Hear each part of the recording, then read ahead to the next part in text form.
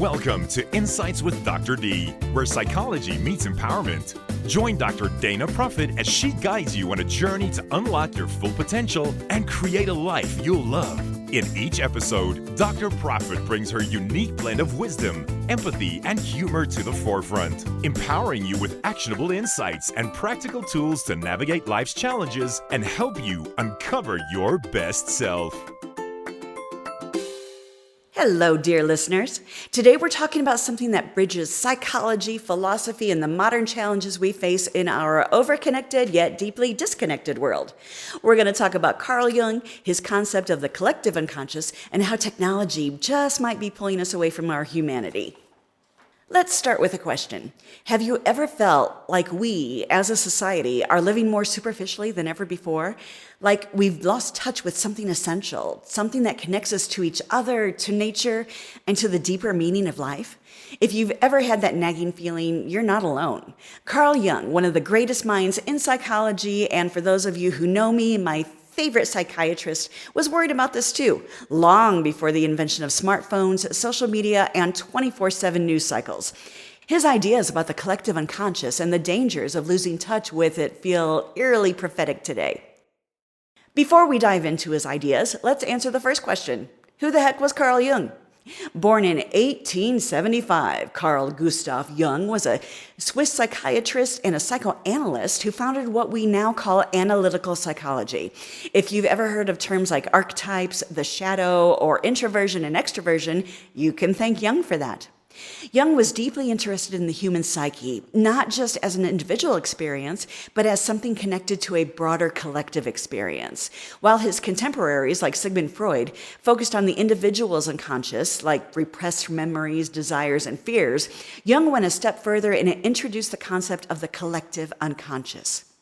The collective unconscious, according to Jung, is a shared reservoir of knowledge, instincts, and wisdom that humanity has accumulated over millennia.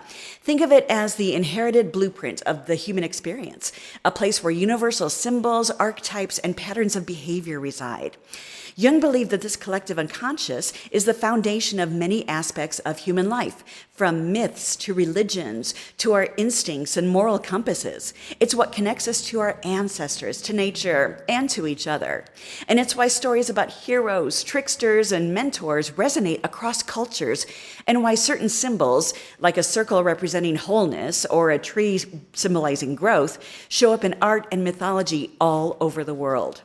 So now let's fast forward to today. Jung warned us in the early part of the 20th century, mind you, that as technology advanced, humanity might become disconnected from the collective unconscious.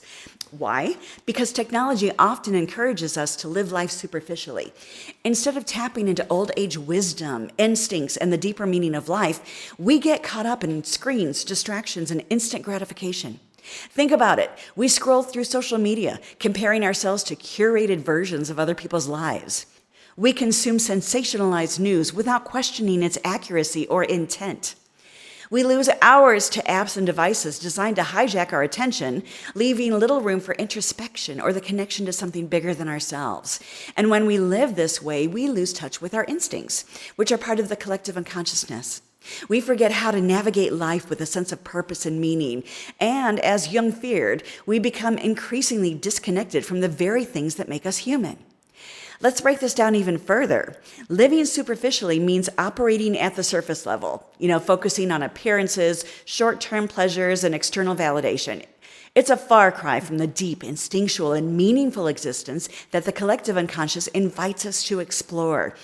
So here are some signs that we, as a society, are living superficially. Lack of critical thinking.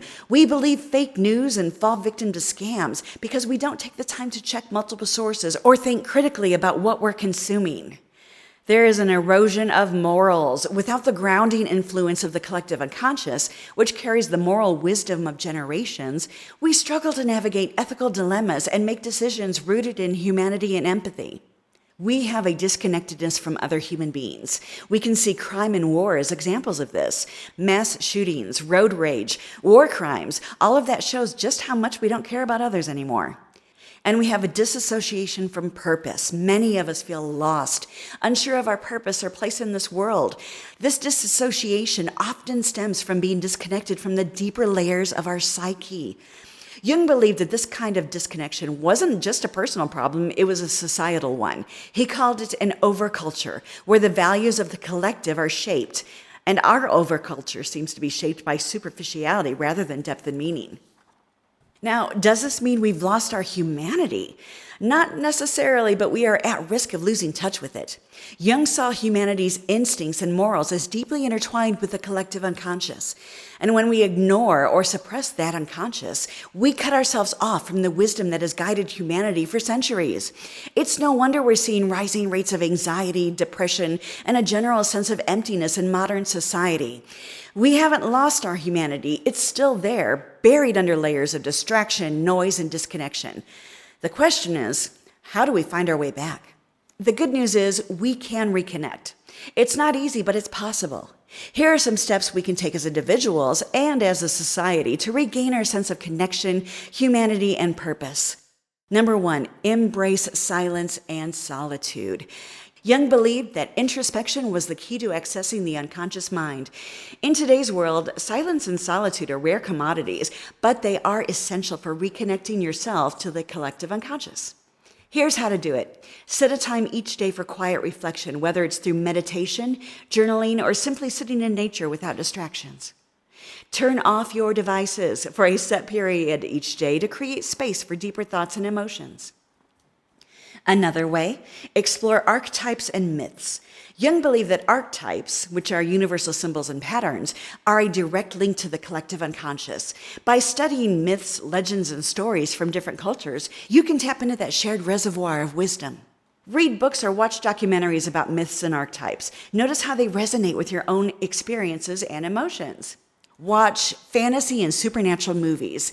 Don't just watch them, though. Think about them and the symbols they present us. Reflect on the archetypes in your own life. Are you embodying the hero, the caregiver, the seeker, or another archetype? Another way is to connect with nature. Nature is a powerful reminder of our connection to the larger web of life. Jung believed that modern humanity's disconnection from nature was a major source of our existential angst.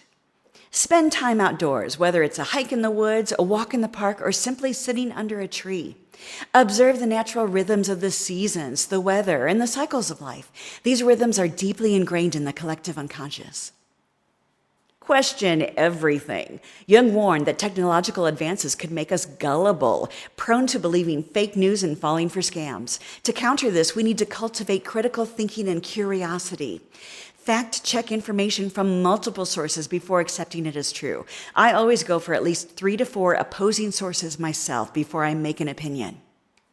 Practice asking questions like, who benefits from this narrative and what is the bigger context here?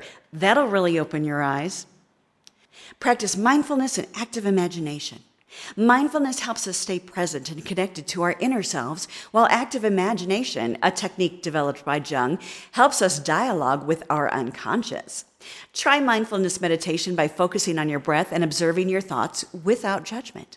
Or you can use active imagination to explore images, symbols, or emotions that arise in your mind.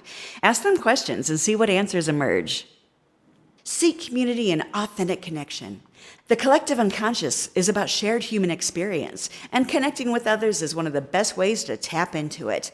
Join groups or communities that share your interests, values, or passions. Have deep, meaningful conversations that go beyond surface-level topics.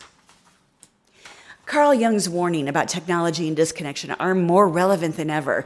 But while technology has made life more complicated, it's also given us the tools to reconnect if we use them wisely.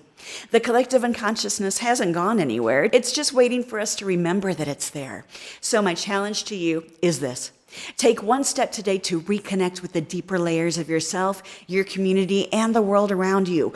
Whether it's through introspection, nature, or meaningful conversation, every step counts. Let's reclaim our humanity, our connections to each other, one connection at a time.